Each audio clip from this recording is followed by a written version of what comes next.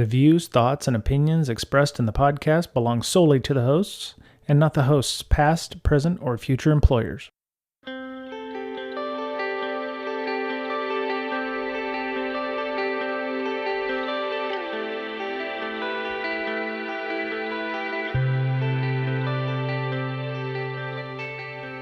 Hello, everybody. Welcome back. It's Brian for Breaking Down Security.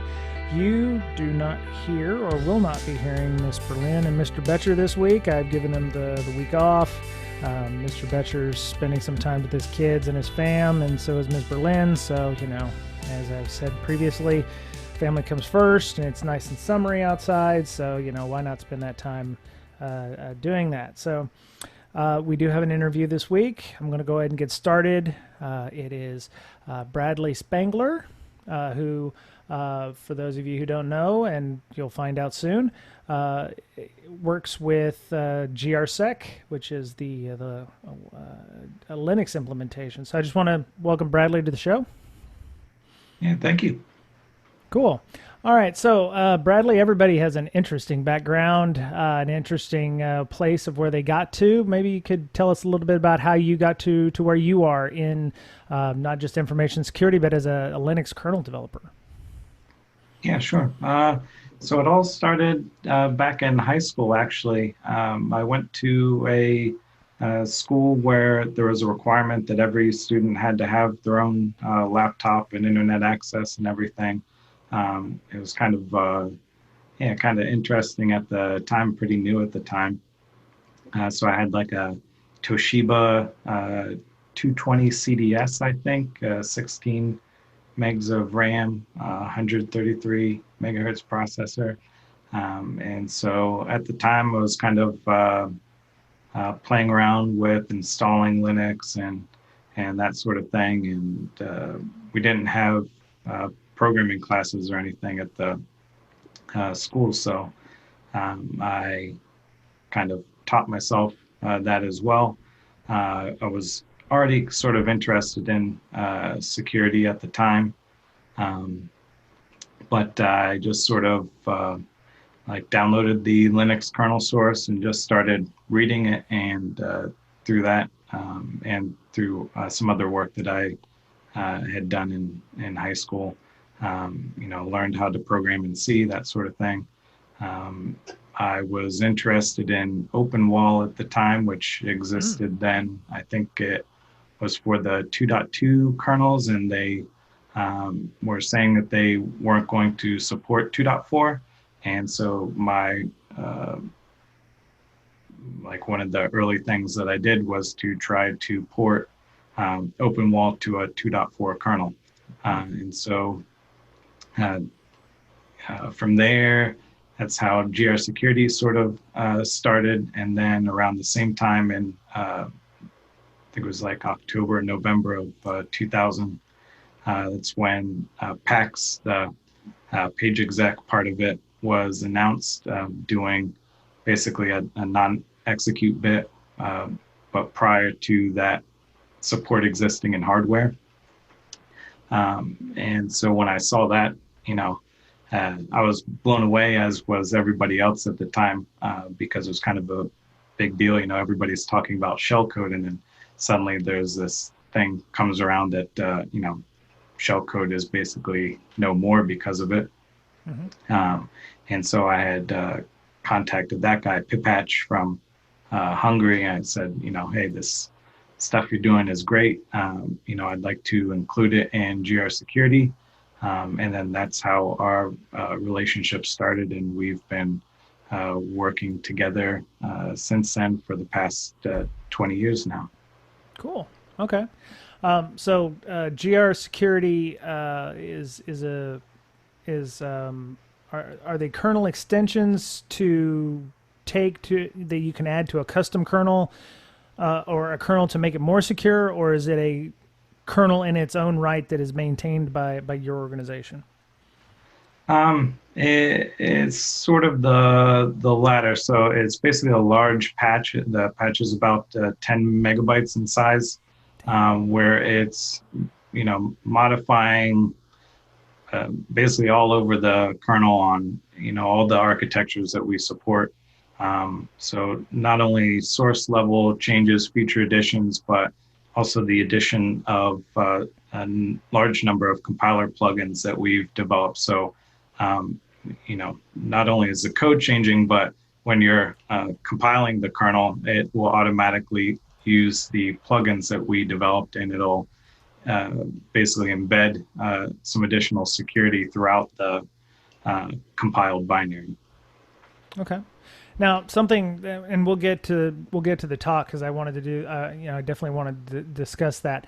Your and the kernel patches that you're creating are not free, which is, and I'm not trying to create any controversy, but there are some people that believe that that's very controversial. There's numerous discussions online about it. Um, this is a paid product that people can get from you. Yes. Right. Yeah. Yeah. So it's no different from, Red Hat has subscriptions. People pay for Red Hat. It's the same basic deal.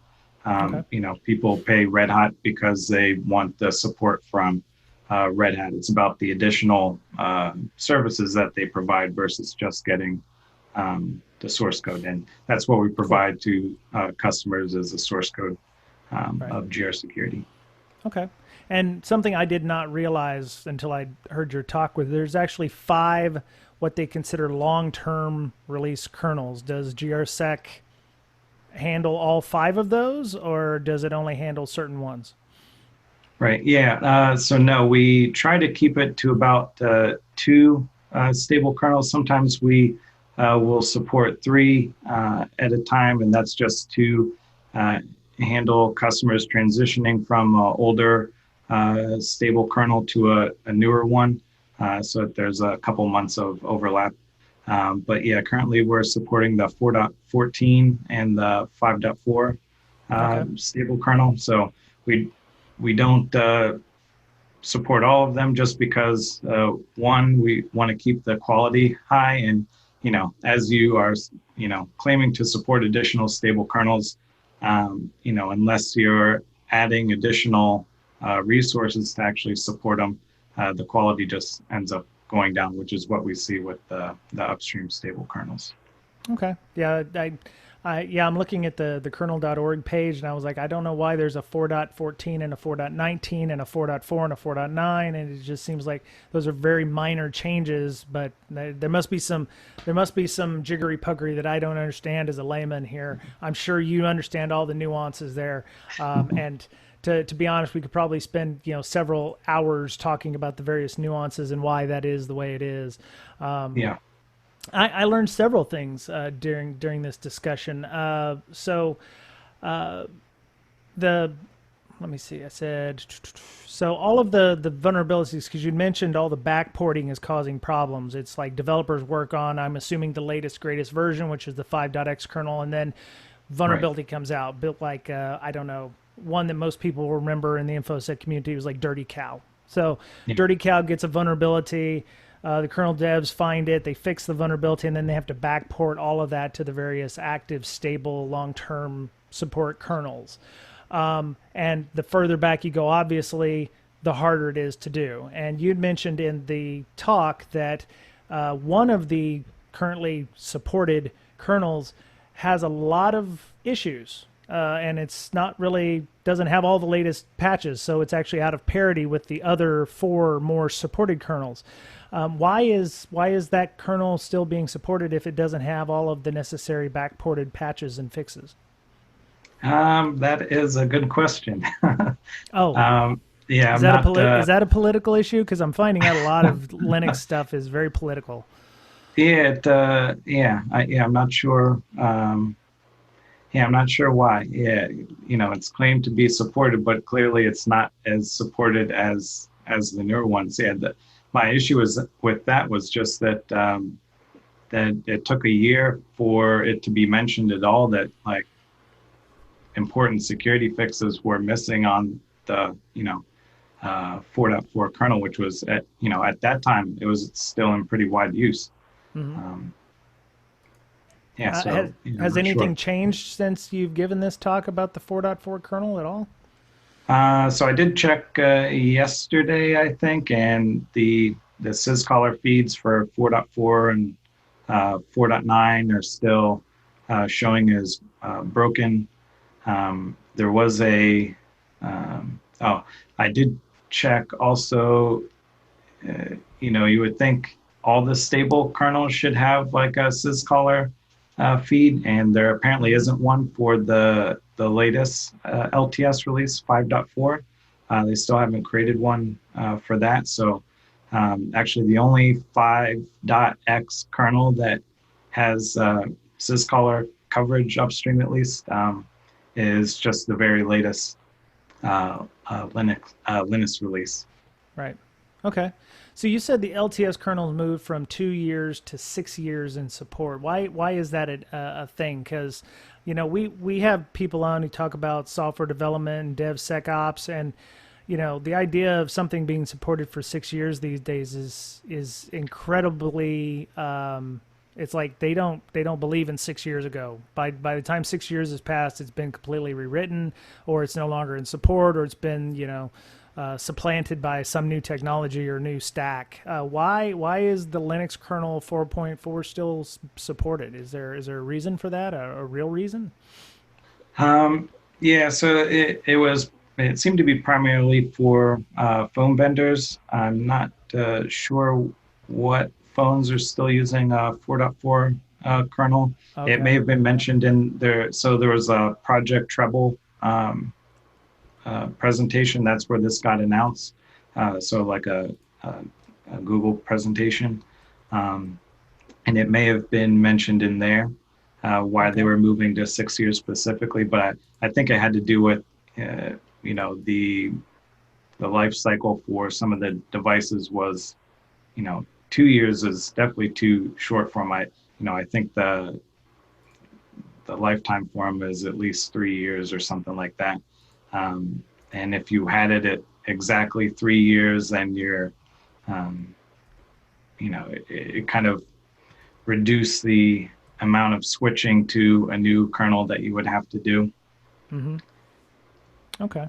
Yeah, I mean the phone manufacturers make sense, I guess, if you've got a phone that isn't a Pixel or something like that, an Android phone, then that could be potentially why I would imagine. But okay. Yeah. There's also some external projects for supporting Linux kernels for even longer. So that I think the Mm. one is uh, it might be LTSI or something like that, mainly for automotive and critical infrastructure use.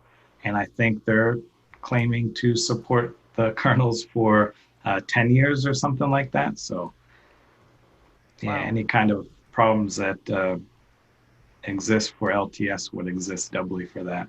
Right.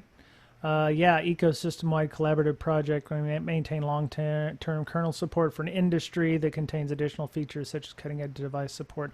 Yeah, so they're on 4.14.75, so they're not even on 4.4. So that's interesting. Okay. I posted links in the show notes to Project Treble and LTSI for those of you who are following along.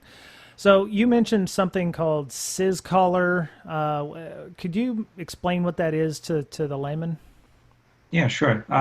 So Syscaller is a fuzzer. It works on Linux, the BSDs. I think people have gotten it working for Windows as well.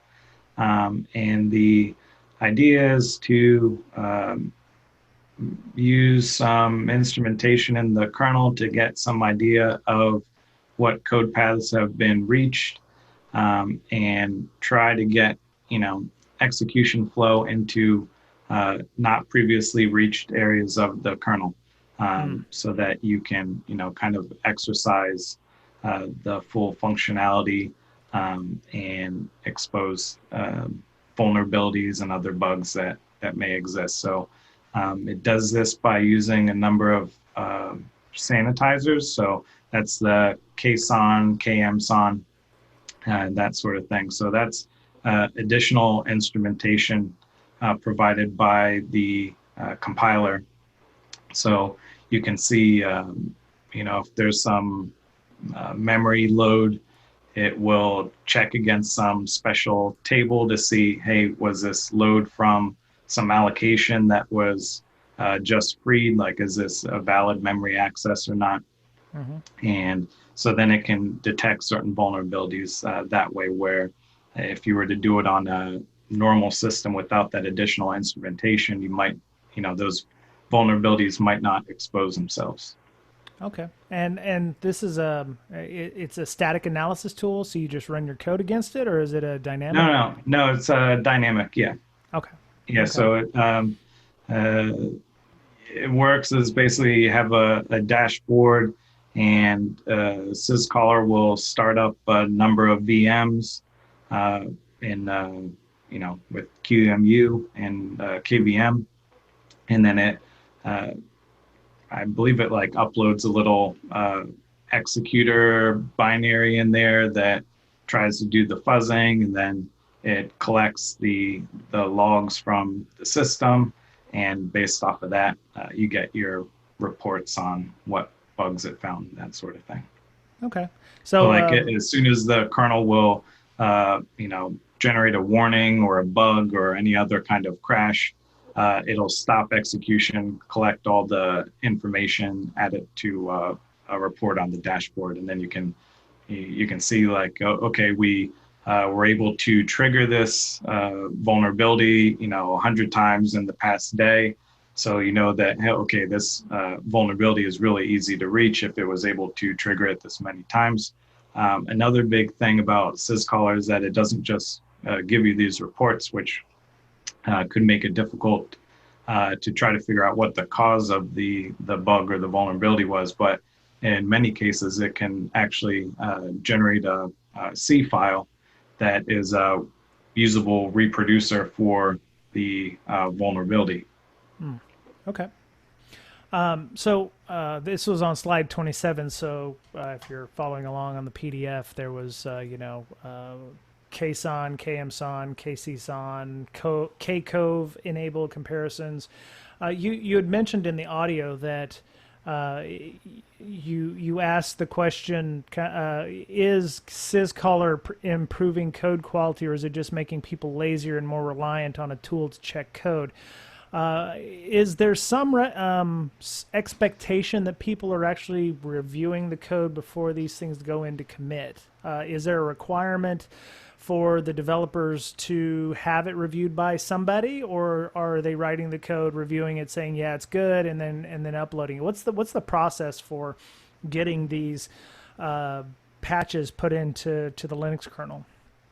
Yeah, so that's one of the issues that exists. There's not really a standard single answer to that question.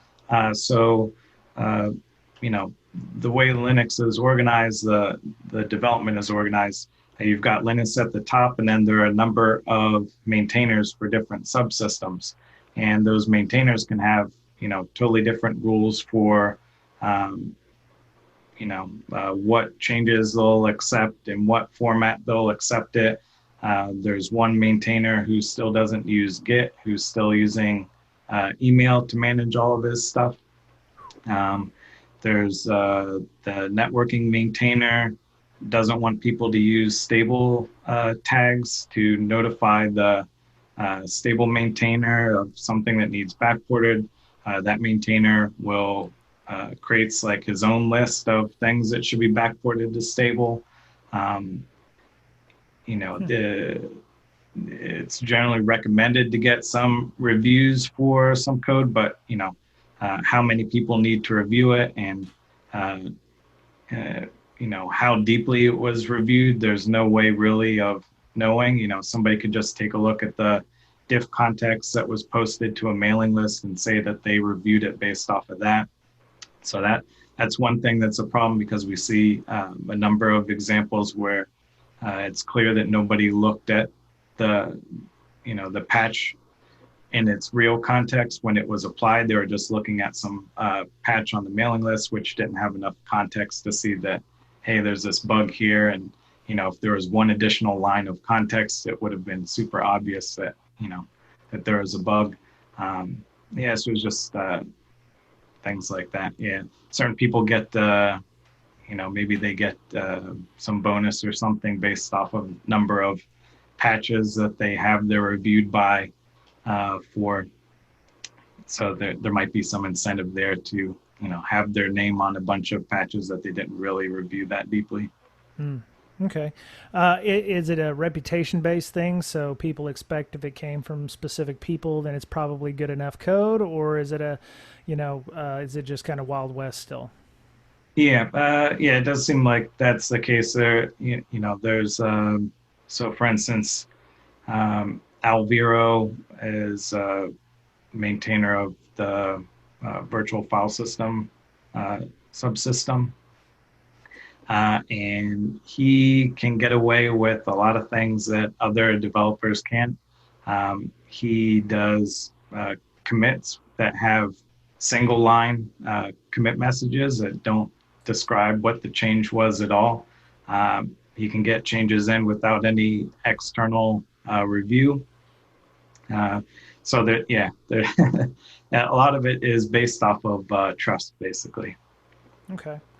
Yeah, I'm just I, I'm listening to this, and I've talked to people who work in like development shops, and a lot of this stuff sounds like that would be poor, coding practice, but it seems de rigueur for Linux. So, my question was, and in slide 29, you mentioned in the audio that you use Syscaller. So, if it's is it either improving the code quality or is it making people lazier and more reliant on tool to check code? Why do you use it? So we use it because we're doing our own independent backports to the stable kernels that we support. Okay. And so for the same reasons that upstream should be using it for those stable kernels, we use it so to find, for instance, so uh, a month ago, yeah, I guess it was a month ago now, there was a change introduced to the 4.14 kernel that caused a warning every time the system booted, just by having KVM enabled in the kernel. And we, because we had the Syscaller testing and automated testing in general, we caught that the same day. We did a root cause analysis and fixed it. But upstream apparently didn't have this kind of testing in place. And so it still actually isn't fixed in the 4.14 upstream LTS. There have been about 3, I think, stable kernel updates since then, and it wasn't fixed in any of them. People reported it to them, and nothing got done with it.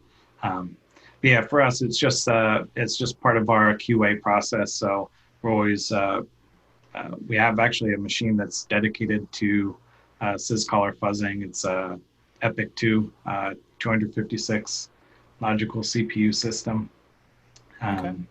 Just going 24/7 fuzzing, and then we have our own additions to the kernel that can generate some reports. So we have a plugin called Size Overflow, and we use Syscaller to help find vulnerabilities found by that as well.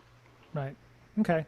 It seems like KVM is causing a lot of issues. I mean, just doing a simple Google search, Linux kernel crash v KVM enabled, there's a number of bugs, some all the way back to 2009 about kernel crashing with KVM virtual machines.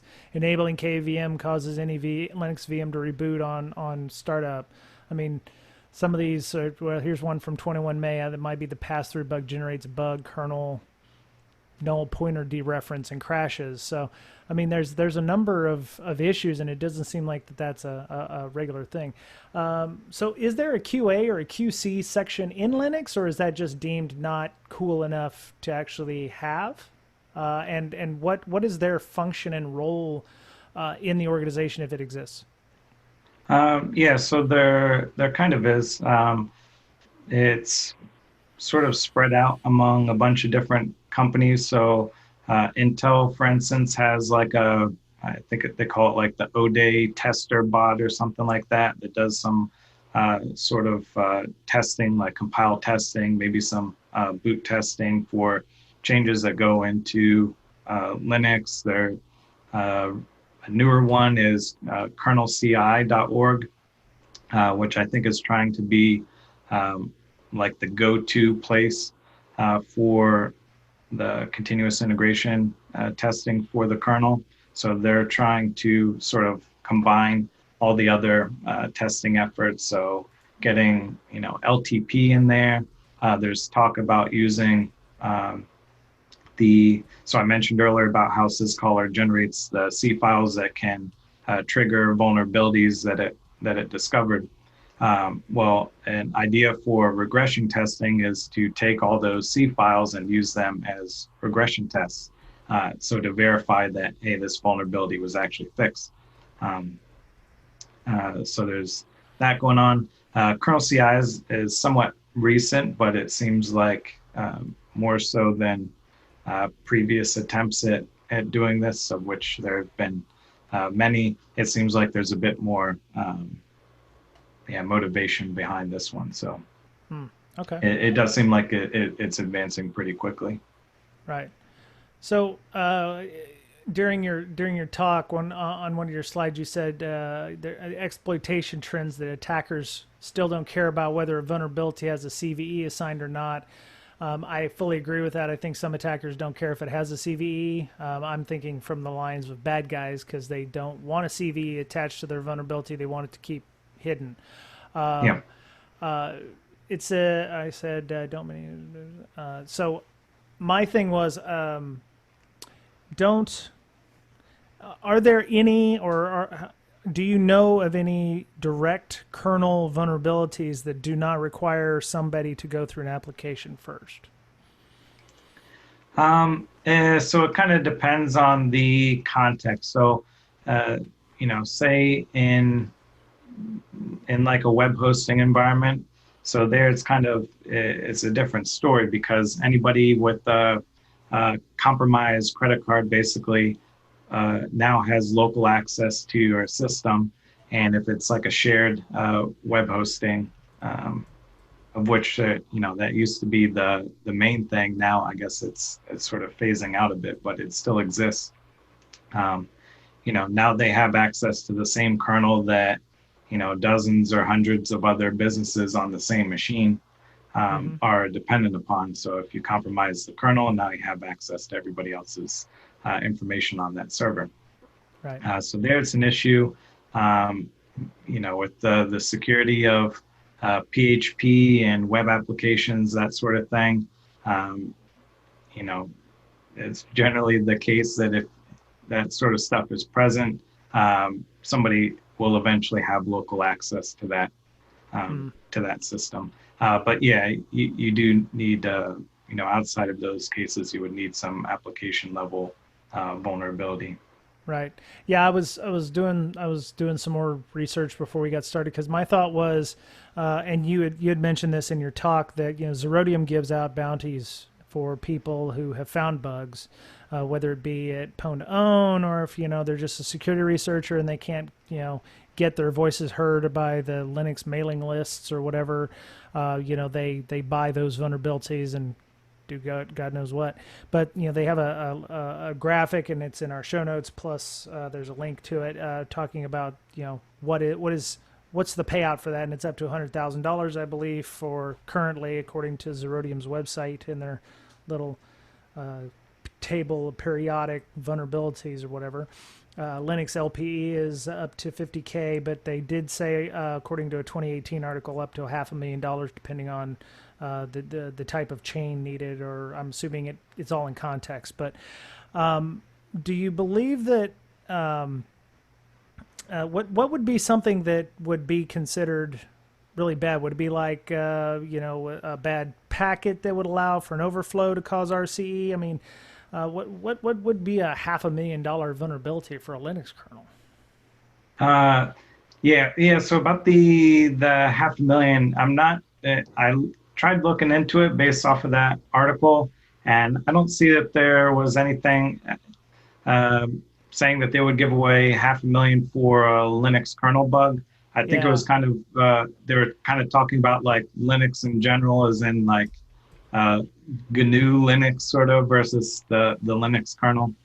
Yeah, I think because like what was it, the highest payout that they were listing for desktop server systems was an Apache RCE Right. for 150,000, and then back in 2018 for a Linux kernel local privilege escalation, it was only 30,000 for it. Yeah. Um, but yeah, I mean the worst thing in the Linux kernel would be you know uh, some type of wormable, internet accessible vulnerability in like the networking stack or something like that. Yeah, yeah. There was a white source software that talked about top 10 vulnerabilities, and like the first couple were, send a bad UDP packet, and you've got them. It's in 2016. There's number one was in 2017. Um, my yeah, I'm just trying to figure out if the reason they price them so low is because they're kind of a link in the chain, or you don't really, once you have root based on, let's say you're running an unpatched WordPress, once you get root on that box, you don't have a need to do anything with the kernel.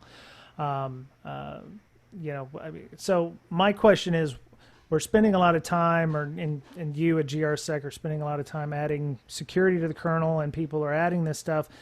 To what end what's the end game here for y'all with regards to your Linux kernel security stuff? If the applications are where it's at. Um, yeah, so to go back to what you mentioned earlier, I think the pricing of it has to do with who their customers are.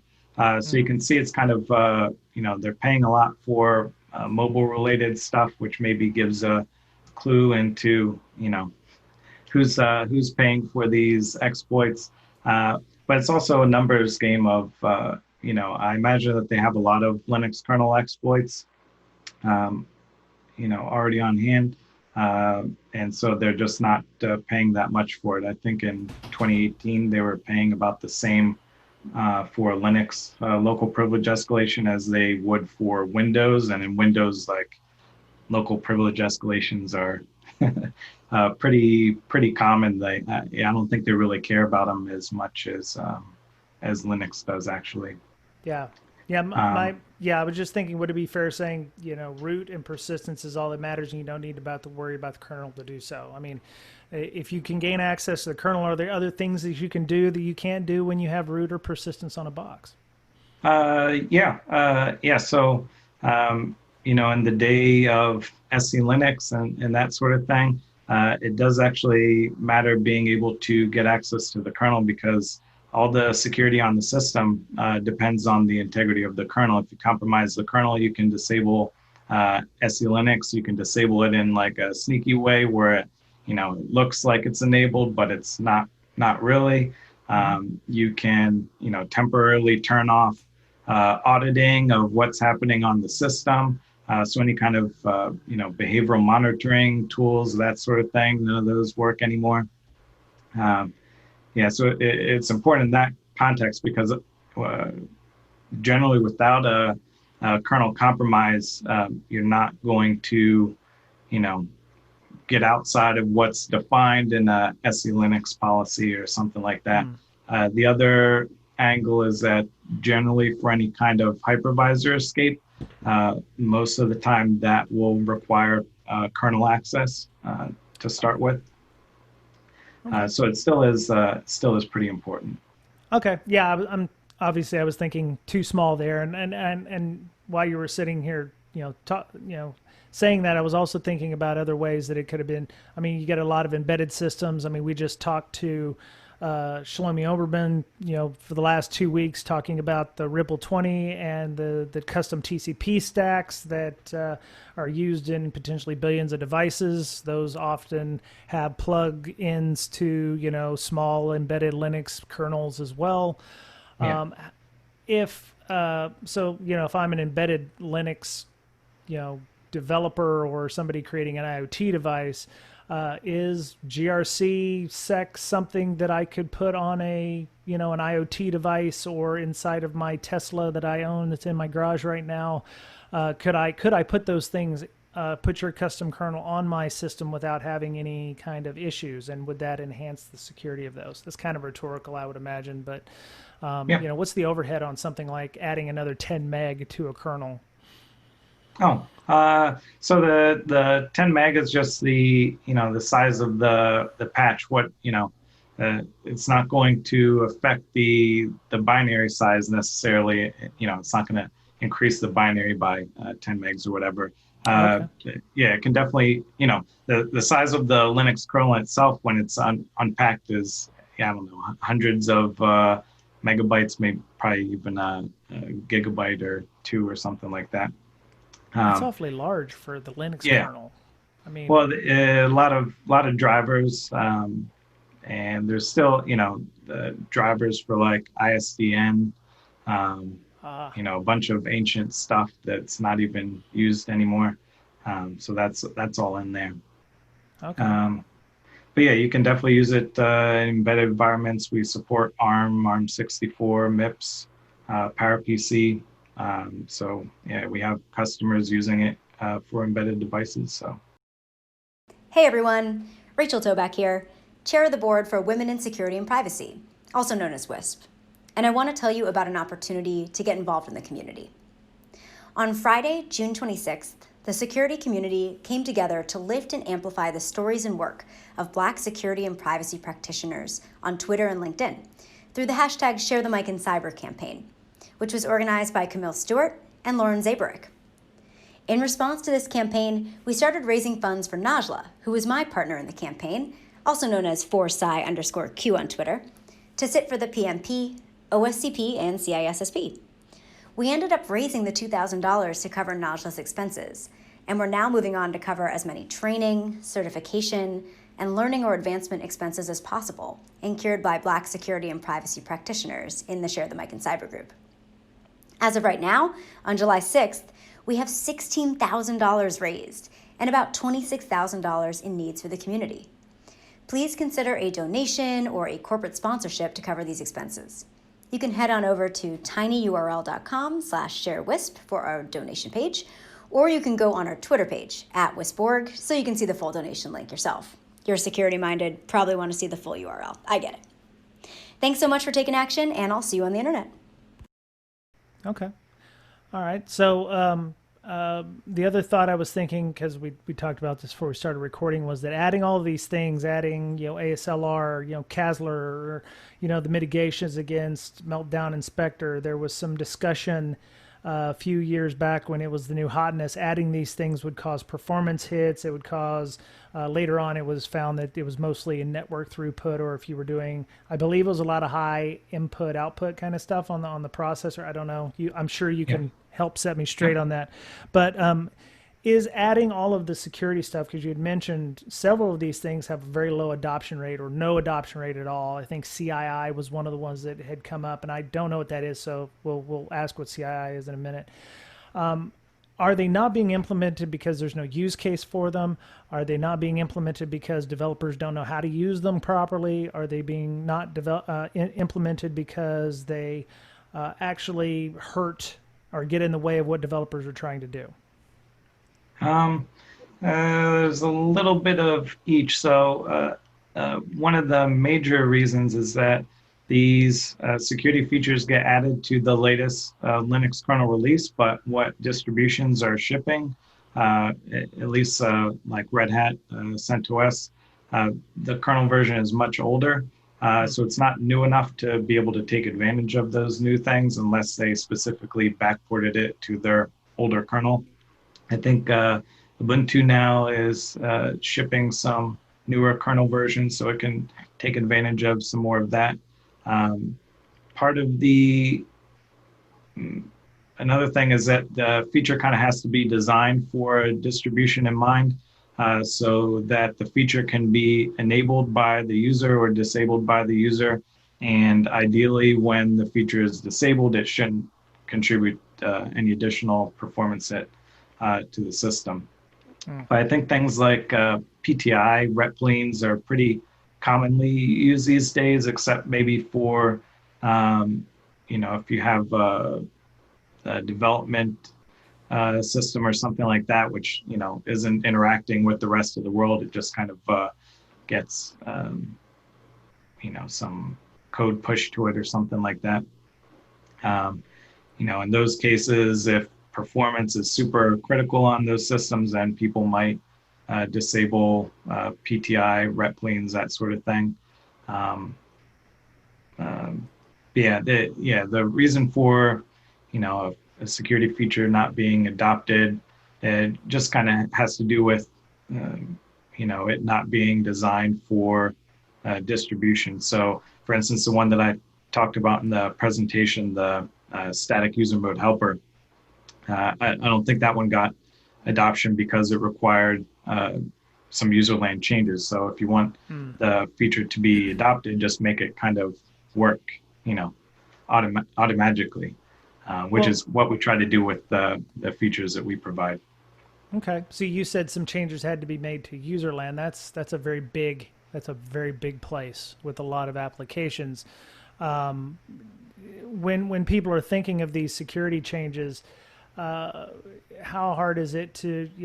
I imagine it's hard enough just to be a kernel developer, but for somebody who's created something security minded, how do they market the security feature to make it so that it is important? Do they all eventually get added and then never used, or I don't follow the mailing lists, but I have followed OpenBSD's miscellaneous list for a few years, and I do know that sometimes people will suggest things and it will get a lot of, that's dumb, we're not going to do that, not just by Theo, but from other folks or other developers.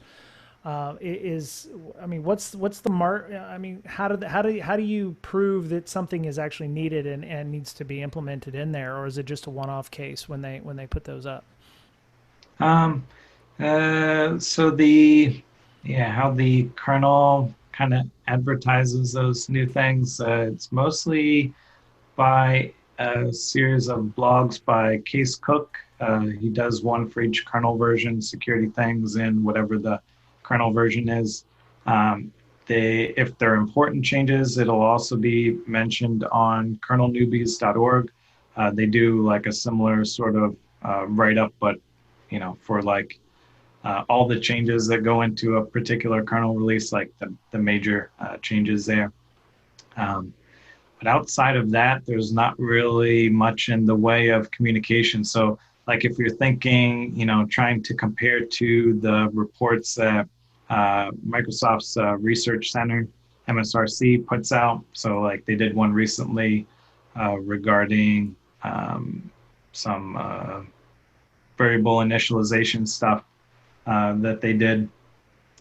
Nice multi-page report, explains how to use the new feature, all this kind of thing. That doesn't really, exist at that level of quality for Linux, which, you could argue maybe that contributes to lack of adoption, but the main thing is that, the people who would mostly be adopting it would be the distributions, and you have to assume that they're pretty clued into Linux kernel development, that if some, security feature comes along and it makes sense to adopt it, then they'll adopt it for their distribution. Okay. Is kernel security implementation largely based on a reactionary approach? So, we've got the next dirty cow or Heartbleed or something that comes along. Oh my God, we need to create another widget to add to the kernel that does, no exec, like you talked about. No exec was one of the biggest things that happened. And I remember using OpenBSD when they were talking about that in the main list and all the issues that would cause. Ultimately it was added because it was secure. Is kernel security additions largely a reactionary thing, or is it a proactive thing?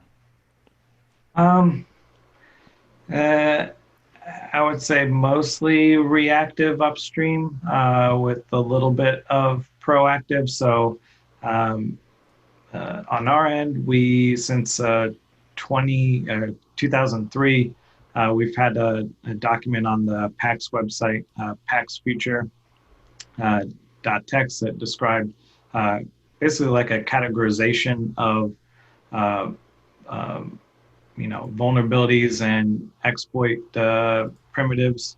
And so we have an idea of like, okay, this feature took care of, shell code. This one takes care of code reuse, ROP, all that sort of thing. And so now we're working on data-only attacks. So like any kind of memory corruption-based attack that you can think of would fall into one of the categories that we've come up with. Okay. And I was thinking along the lines of proactive would be like maybe a customer ask.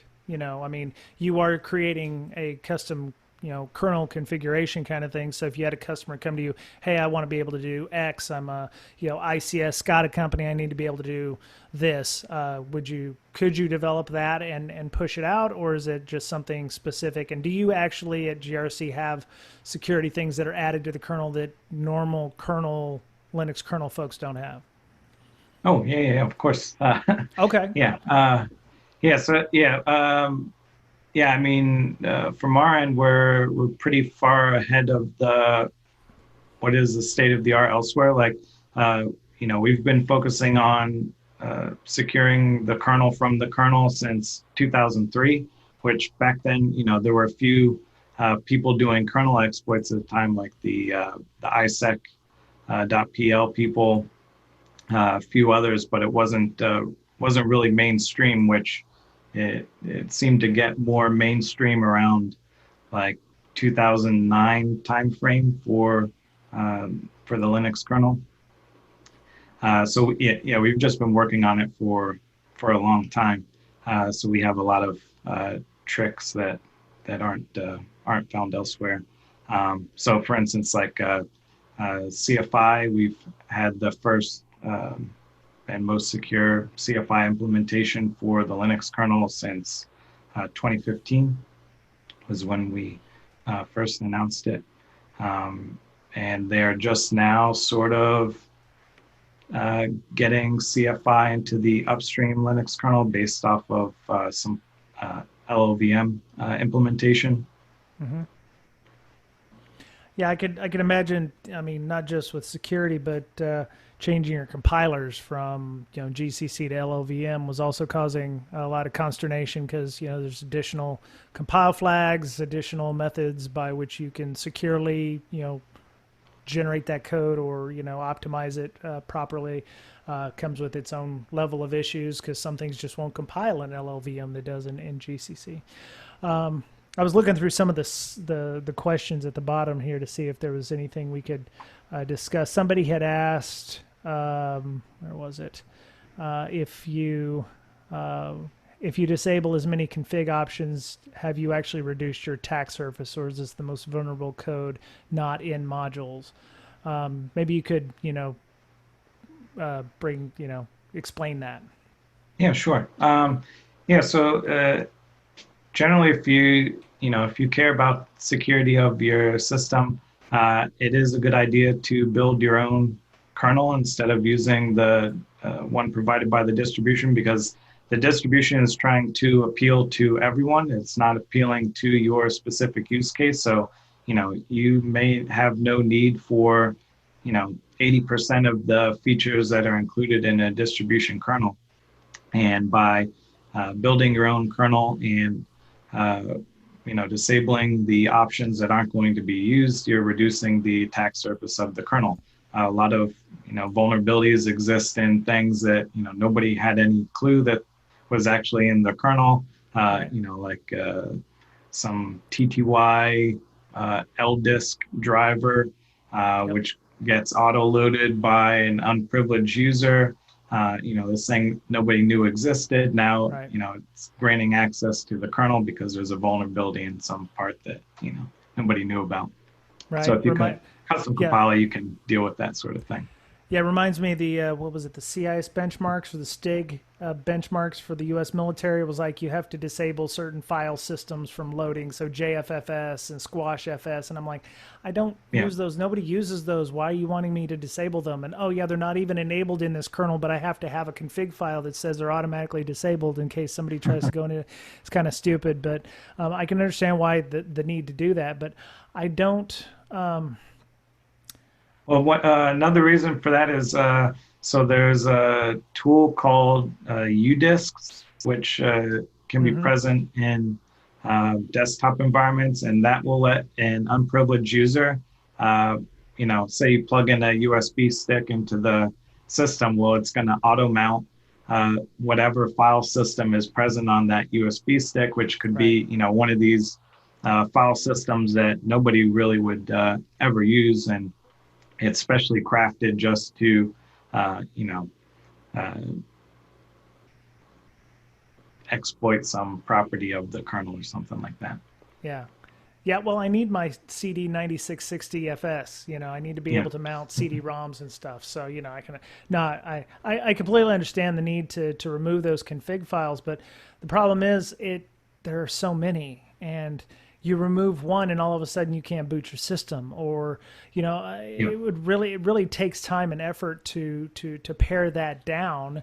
So, and completely understand if you've got a vulnerability out there and you can say emphatically, yes, we've disabled the config for that. It doesn't even load that, so we're not vulnerable. That would be great.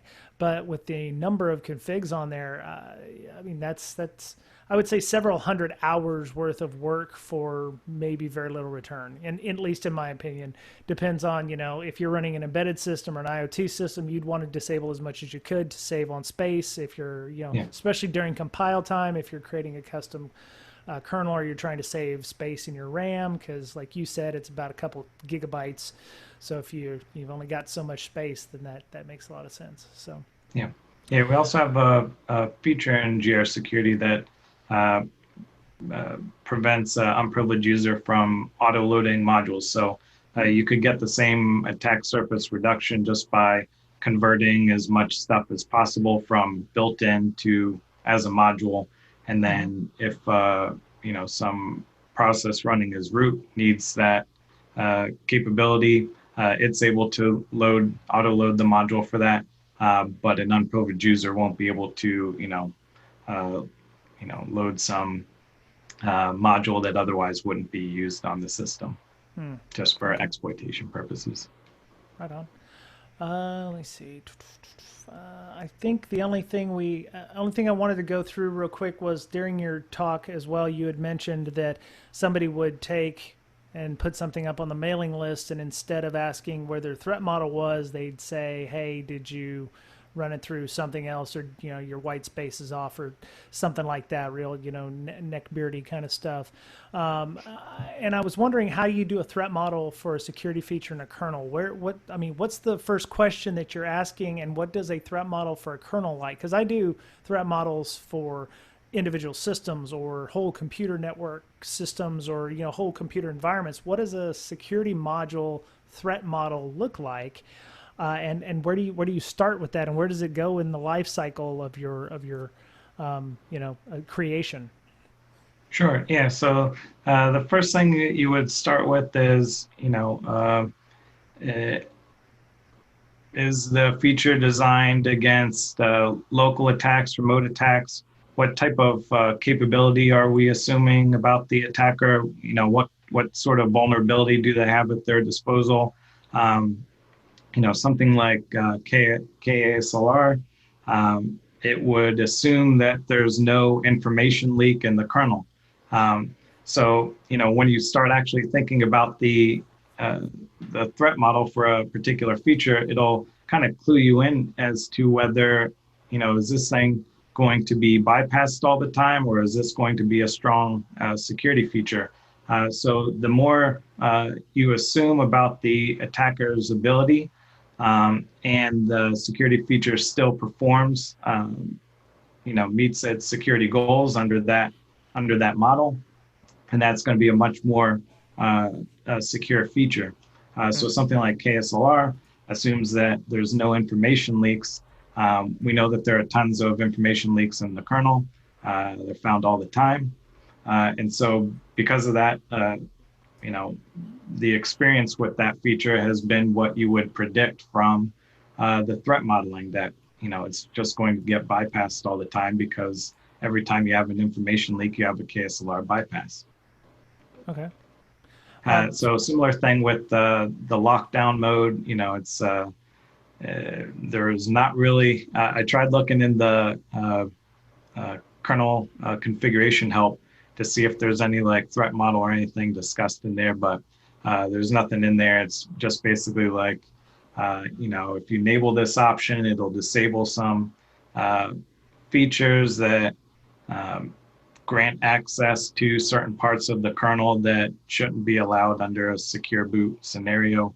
But then there was like a bypass for it, which disabled the option via loading a malicious ACPI table. So then that got fixed, but there's just going to be a bunch of similar issues. And then not even that, but the Linux kernel developers don't really care about privilege escalation if it's like a root to kernel privilege escalation. So right. Yeah, it is sort of, it's a bit of security theater to think that well, it's not even clear what it's trying to do. So that's why threat models help. Yeah, well, see, so a lot of InfoSec people thrive on, methodology and having a standardized way of doing something, but it sounds like there's no standardized way of doing a threat model. Not trying to be passive aggressive here, but it seems like the folks on the mailing list who ask for a threat model, maybe they don't even know how to do a threat model themselves. I'm just trying to figure out if there was a way of doing that. So it might be another show. I don't know. I'll have to talk to some of my friends in the threat modeling world to see if there's something for that. Maybe my friend Mr. Cowan would like to come on the show at some point. I'm going to tell him about this show, so hopefully he'll be able to poke around a little bit. Sure. But, cool. I think I'm almost done. Was there anything else you'd like to mention or discuss? We can talk a little bit about what the conference is about since I'd never heard of it before, but was there anything you wanted to discuss before we kind of wrap up the show?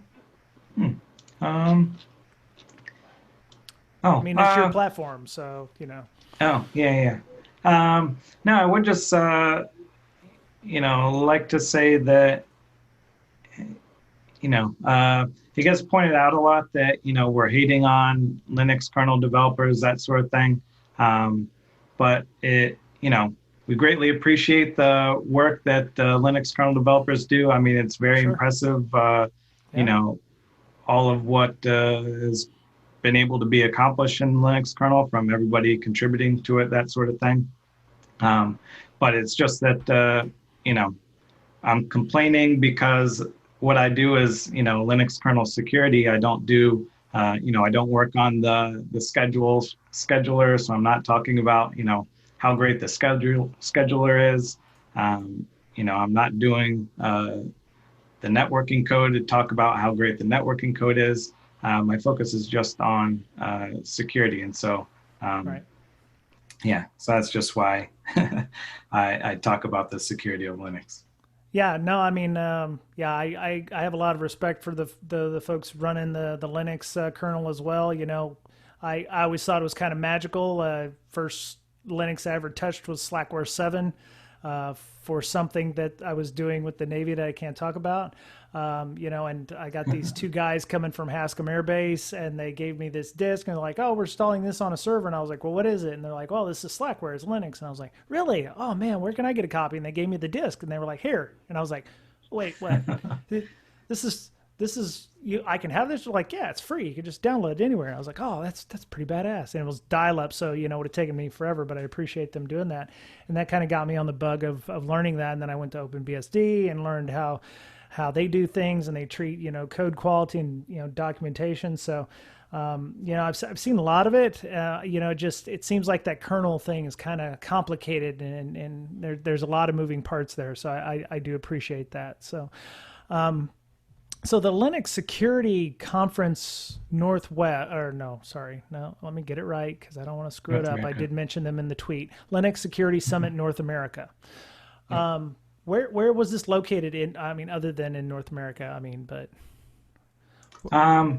So the one that was, they initially announced this one in February, I think, and it was originally planned to be in person in Austin, Texas, before all the COVID stuff happened. So then it switched to virtual conference. Does it rotate, or is it always in Austin? Because I used to live in Austin, so I was right under my nose for 4 years and didn't know about it. Or is it just a rotate? No, I think it rotates. The first one was in Boston. So I haven't really kept track of where it's been in the years since, but I think it moves around. Right on. And then they also have like a Europe one as well. Oh, okay, that makes sense. All right. So yeah, I tweeted them out today that I was going to be talking to you since you were a speaker there. You can check them out on their Twitter feed or find them online. I'll have a link in the show notes to the Linux Security Summit, so you can check that out. Seems like it was more academic kind of atmosphere than say like a ShmooCon or DerbyCon or like a typical InfoSec conference. Am I wrong in that thinking? Yeah, I would say it's probably more formal than what you would see at like a ShmooCon or something like that. Okay. Yeah, less less fun, less sarcastic. Yeah, all that type of stuff. Okay. Do they get together and do is there Hackfest, or is there any hacking, like hackathons or anything going on while they're there, or is it just a bunch of talks? The one that I went to in Boston, there wasn't really. It was actually I was surprised because I was thinking okay, I'm going to show up in person at this conference, and the developers that should hear this message would be there. But it was basically, a few dozen people in a small room was the entirety of the conference, and none of the major developers were in there. It was basically, the people working on the security subsystem of Linux presenting to each other for the most part. Okay. Well, hopefully next year all this COVID stuff will be over with, and we'll be able to get back to meet space conferences. I know Black Hat and DEF CON are going on in a couple of weeks, and they're going to be all virtual. So yeah, that's awesome. Okay. So Brad, just to wrap up here, if people wanted to talk about all things Linux kernel or GRC or PAX or any of the other things, or maybe they are hearing about this custom Linux kernel, configuration utility that you've got, and they want to, get in, it's not get involved because it's not an open source project, but if they wanted to maybe buy it or talk to you about it, how would they find you? Yeah, just go to grsecurity.net, and there's a contact form to get in touch with us.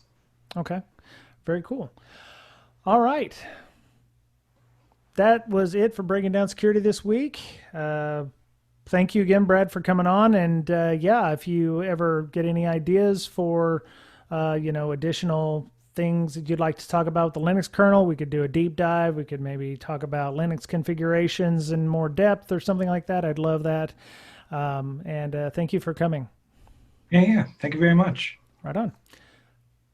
That was our show for this week. You can find show notes for this and all of our shows at www.breakingsecurity.com. You can also find an RSS link on the site to add to your favorite podcatcher. You can find all of us on Twitter. Miss Berlin can be found at InfoSyster, INFOSYSTIR. Mr. Betcher can be found at BetcherPwned, BOETTCHERPWNED. And you can follow me on Twitter at Brian Brake, BRYANBRAKE. We have a Slack. Come join us on our Slack. A lot of great things going on there. A lot of channels of various InfoSec-related subjects. You can get an invite on Twitter by emailing our official Twitter handle for the show at BrakeSec, BRAKESEC, or you can email us at bds.podcast@gmail.com. Thank you to all of our Patreon supporters for their monetary assistance by offsetting costs involved in putting out a weekly show. Zoom fees, Libsyn hosting, domain purchase, renewal, equipment upgrades, time and effort building the community we have. We appreciate all of your help and support. If you'd like a t-shirt, stickers, coffee mug, or just to show your support for the show, you can check out our TPub site, www.tpublic.com/user/BDS podcast. We thrive on your feedback. A quick 5-star comment on iTunes or Google Play Store or your favorite streaming service, Spotify, Pandora, what have you, go a long way to gaining us additional visibility. It takes no time at all, and we appreciate your help in spreading the word. That was it for Breaking Down Security this week. Be safe, be well, be kind to one another, take care of yourself because you're the only you have, and we'll talk to you again soon.